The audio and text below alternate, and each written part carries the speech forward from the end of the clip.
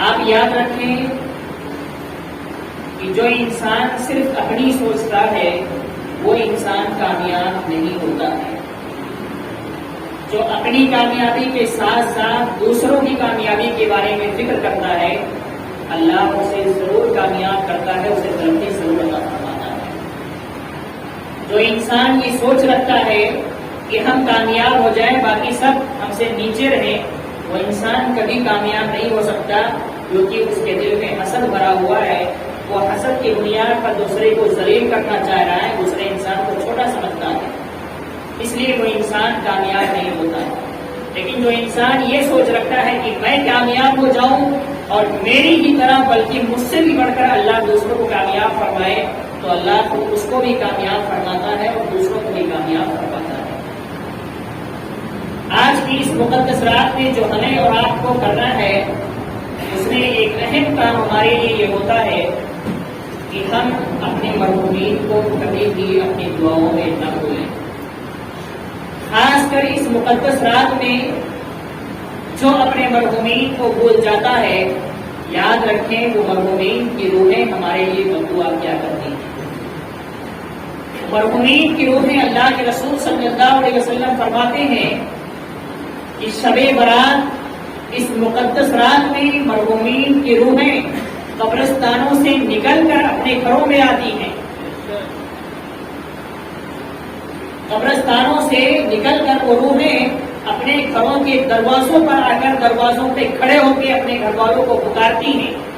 اگر گھر میں بیٹا ہے تو بیٹا کہہ کر جو رشتہ ہے وہ رشتہ جوڑ کر وہ روحیں پکارتی ہیں، میرے بیٹے، میرے بچے، میری بچی، میری بیوی، میرے بھائی، میرے باپ، جو رشتہ ہے وہ رشتہ لے کر وہ روحیں پکارتی ہیں اور طلب کیا کرتی ہیں کہ آج میرے لیے صدقہ کر کے میرے اوپر مہربانی کر دے تاکہ مجھے بھی کچھ حاصل ہو جائے، مجھے بھی کچھ سکون مل جائے. ان لوگوں کی یہ تمنا ہوتی ہے، حضور کا فرمان ہے. اور فرمایا گیا کہ جب وہ روحیں آ کر یہ پکارتی ہیں اور اس گھر والے مردہ ہو کر سوتے رہتے ہیں تو وہ روحیں روتے ہوئے بد دعا دے کر جاتی ہیں کہ جو تو نے میرے ساتھ کیا ہے اللہ تیرے ساتھ بھی ویسا ہی کرے. وہ روحیں بد دعا کرتی ہیں اور جو روحیں آتی ہیں ان کے گھر والے ان کے لیے دعائیں کرتے ہیں، قرآن کی تلاوت کرتے ہیں، ان کے لیے صدقہ کرتے ہیں. وہ روحیں واپس ہوتی ہیں تو مسکراتے ہوئے جاتی ہیں اور کہتی ہیں جو تو نے میرے ساتھ آج بھلائی کیا ہے اللہ تیرے ساتھ بھی اسی طرح بھلائی کا ارادہ فرمائے، بھلائی کا وعدہ فرمائے. یہ روحیں دعا کرتی ہیں، بد دعا کرتی ہیں.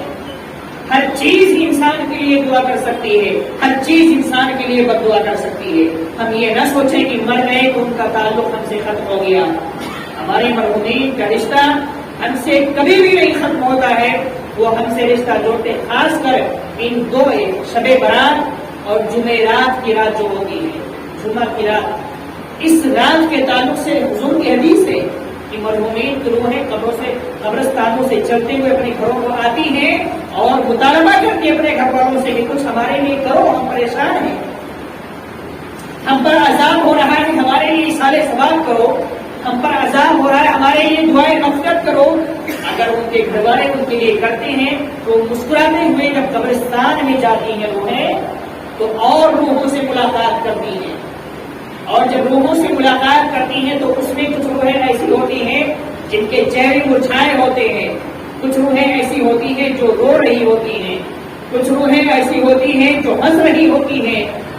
تو ہنسنے والی روحوں سے رونے والی روحیں پوچھتی ہیں کیا وجہ کہ آج تمہارے چہرے پہ مسکراہٹ ہے، تم تو ہنس رہے ہو.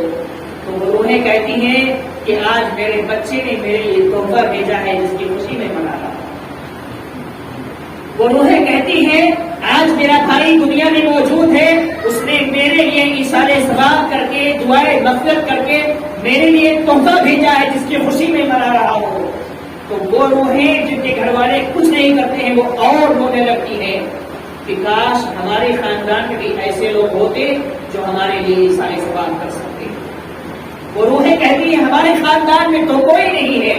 میرے دوستوں ایسا نہیں، ہر کسی کے خاندان میں کوئی نہ کوئی ہے، لیکن بات یہ ہے کہ کوئی مرنے کے بعد اپنے مرحومین کو بالکل بھلا دیتا ہے اور کوئی وہ ہے جو کبھی نہیں بھلاتا، ہر پل اپنے مرحومین کو یاد رکھتا ہے.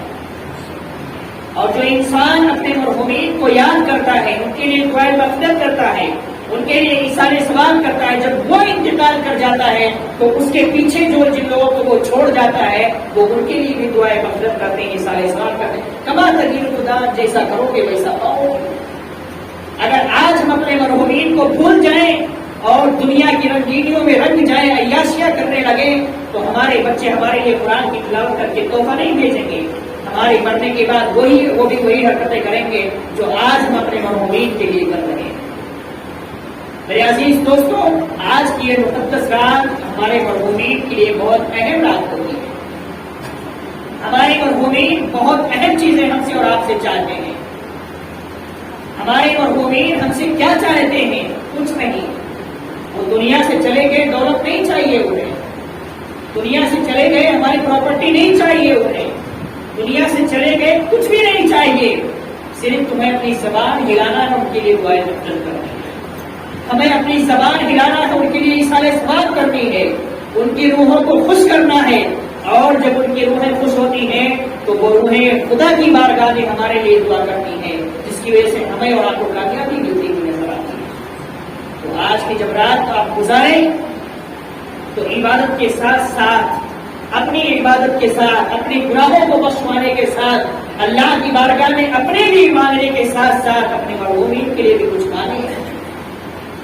حضرت عائشہ صدیقہ رضی اللہ تعالیٰ عنہ فرماتی ہیں، ہمارے ترجمہ میں میں نے حدیث بیان کیا تھا کہ اللہ کے رسول صلی اللہ علیہ وسلم شب برات کے دن رات میں گھر میں موجود نہیں تھے، اچانک کہیں چلے گئے۔ حضرت عائشہ ڈھونڈنے نکلتی ہیں، ڈھونڈتے ڈھونڈتے جنت البقیع میں پہنچتی ہیں، دیکھا کہ اللہ کے رسول صلی اللہ علیہ وسلم شہداء اور صحابہ کے قبروں پر کھڑے ہو کے دعائیں کر رہے ہیں، دعائیں مغفرت کر رہے ہیں۔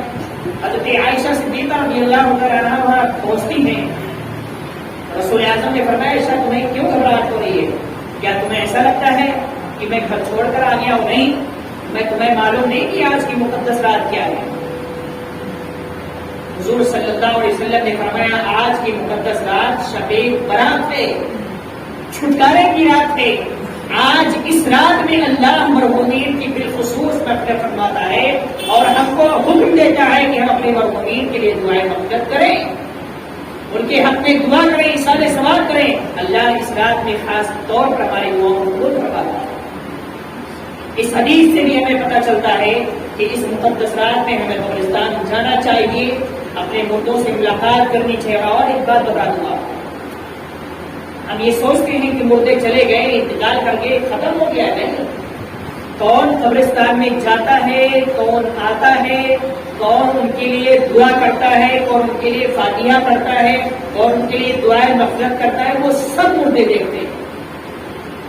اللہ نے قبر میں انہیں یہ طاقت دی ہے کہ جو ہم قبرستان میں جاتے ہیں تو وہ ہمیں پہچانتے ہیں کہ ہمارا بھائی آیا ہے، ہمارا بیٹا آیا ہے، ہمارا باپ آیا ہے، ہمارا رشتے دار آیا، وہ سارے رشتوں کو پہچانتے ہیں، ہمیں دیکھ کر وہ خوش ہوتے ہیں۔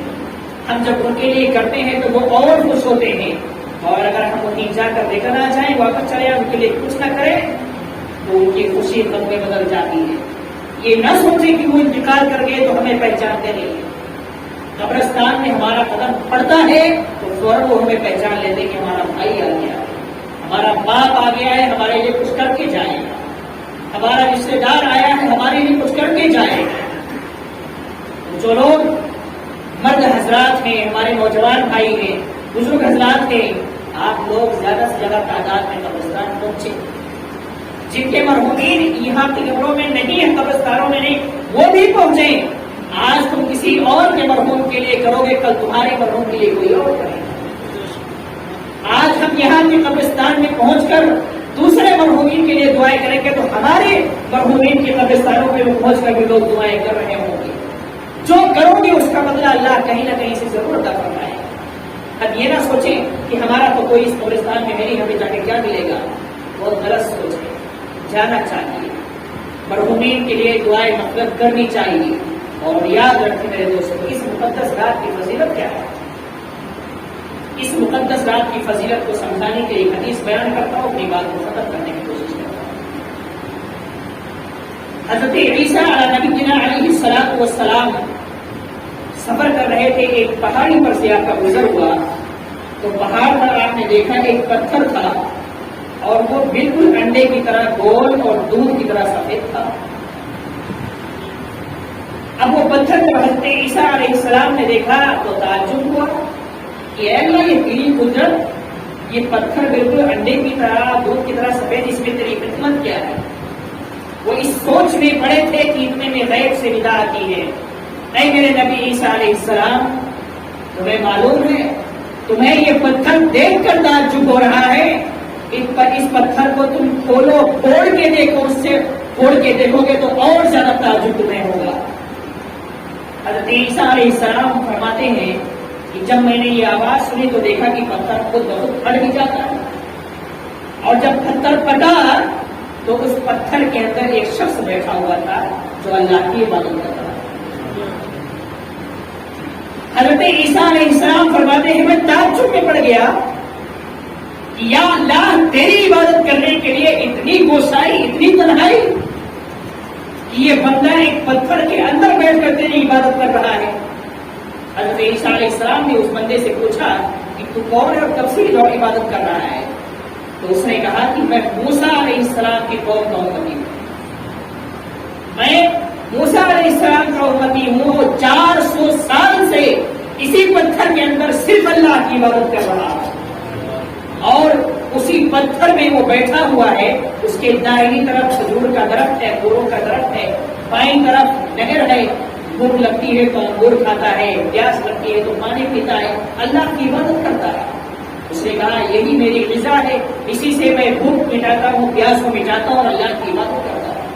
حضرت عیسیٰ علیہ السلام کو بڑا تعجب ہو کہ اے اللہ، جو بندہ 400 سال سے ایک پتھر کے اندر بیٹھ کر تیری عبادت کر رہا ہو، اس میں تو ریاکاری ہو نہیں سکتی، اس میں مکاری ہو نہیں سکتی، اس میں کون سا دکھاوا ہو سکتا ہے؟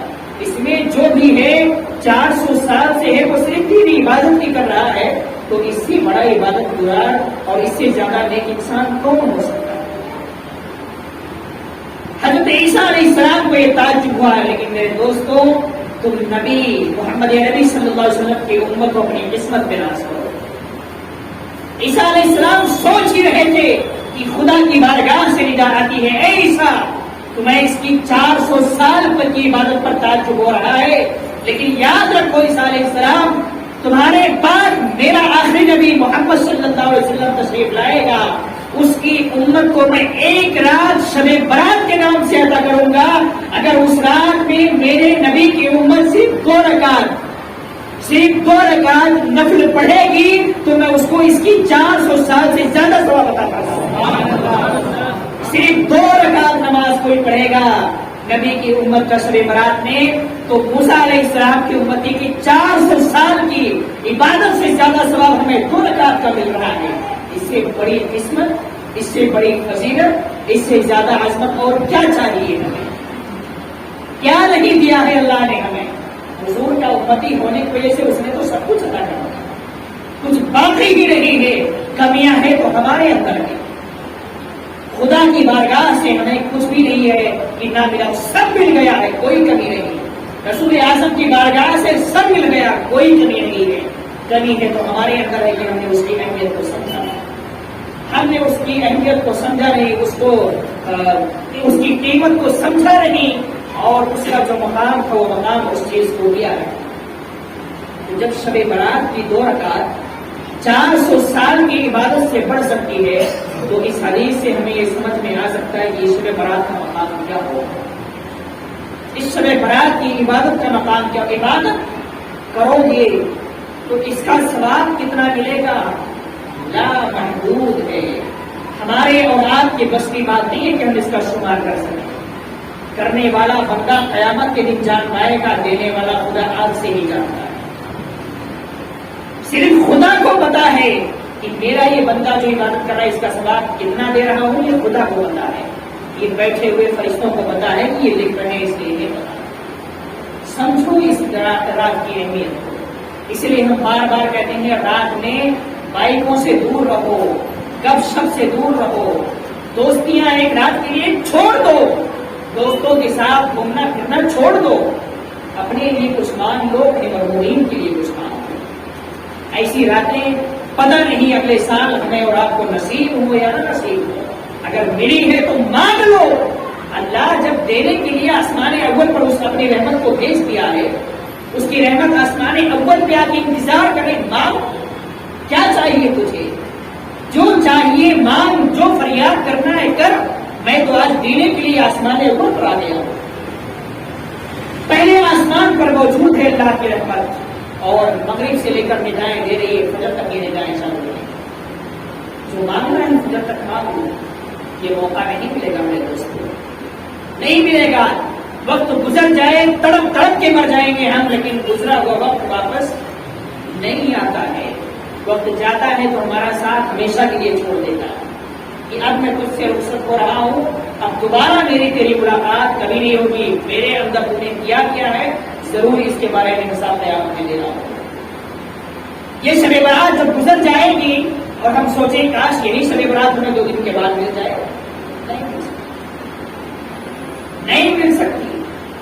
اور یہی شب برات میں کوئی بھی لمحہ, کوئی بھی سیکنڈ ہمارا جو گزر گیا ہو, ہم لاکھ تڑپ جائیں, نہیں مل سکتی. اس لیے اس رات کی اہمیت کو سمجھو. میں زیادہ وقت آج کا نہیں لوں گا, کیونکہ آپ کو اپنے اعتبار سے اس رات میں آج عبادت کریں. آپ اپنے اعتبار سے اپنے مرحومین کے حق میں دعائیں دیجیے. سب سے زیادہ تمنا اگر اس رات میں کسی کو ہم سے ہے تو ہمارے مرحومین کو ہے. ہم ان کو ایک لمحے کے لیے نہ بھولیں. اور میں آپ کو اس رات میں دعا کی قبولیت کا ایک طریقہ بتا دیتا ہوں, اس کو غور سے سن لیجیے. ساری عبادتیں آپ کریے, نوافل پڑھیے, قضائے عمری پڑھیے, جو بھی کرنا ہے, قرآن کی تلاوت ہے, وظیفے کر لیجیے. جب آپ کو دعا کرنا ہو اللہ کی بارگاہ میں تو دعا سے پہلے یہ 3-4 کام کر لیجیے جو میں بتایا چاہتا ہوں. 100 مرتبہ آپ تسبیح پڑھ لیں, سبحان اللہ والحمد للہ ولا الہ الا اللہ واللہ اکبر ولا حول ولا قوت الا باللہ العلی العظیم. یہ نہیں یاد ہے, سبحان اللہ پڑھ لیں, یہ بھی تسبیح ہے. یا سبحان اللہ و بحمدہ سبحان اللہ العظیم, سب سے بہتر تسبیح 100 مرتبہ پڑھیں. اس کے بعد میں 100 مرتبہ درود شریف پڑھیں, 100 مرتبہ استغفار پڑھیں, استغفر اللہ ربی من کل ذنب واتوب الیہ. اور اخیر میں 100 مرتبہ لا حول ولا قوت الا باللہ العلی العظیم. یہ چاروں چیزیں 100 مرتبہ پڑھنے کے بعد پھر اللہ کی بارگاہ میں دعا کریں. انشاءاللہ آپ سچے دل سے دعا کریں گے تو ضرور آپ کی دعا قبول ہوگی. یہ دعا کی قبولیت کا طریقہ ہمارے اسلام میں بتایا ہے کہ شب برات میں یا اس کے علاوہ جتنی بھی مقدس راتیں یا کبھی بھی آپ کو دعا مانگنی ہے اور آپ چاہتے ہیں کہ واقعی ہماری دعا خدا کی بارگاہ میں قبول ہو, تو یہ 3-4 چیزیں دعا سے جسٹ پہلے آپ اسے پڑھ لیں. اور اس کے بعد اللہ کی بارگاہ میں آپ کو اٹھائیں. اس میں تسبیح شامل ہے, درود شامل ہے, استغفار شامل ہے, لا حول شامل ہے. کیوں؟ کیونکہ دعا کی قبولیت میں جو چیزیں آڑ آتی ہیں ان کو دور کرنے کے لیے چیزیں کہی جاتی ہیں. تسبیح کر کے اللہ کو راضی کر لو, درود پڑھ کے حضور کی توجہ کو متوجہ کر لو, استغفار پڑھ کے گناہوں سے توبہ کر لو, لا حول پڑھ کے شیطان کو بھگا لو. اس کے بعد اللہ کی بارگاہ میں اب تمہیں کوئی نہیں روک پائے گا. حضور بھی متوجہ ہو گئے, اللہ کی تسبیح کیا, اللہ بھی تمہاری طرف متوجہ ہو گیا, استغفار کیا, گناہ بھی معاف ہوئے, اور لا حول پڑھا تو شیطان بھی بھاگ گیا. اب دعا کرو, کون روکے گا تم سے؟ سچے دل سے دعا کرو, اللہ کو قبول فرمائے گا.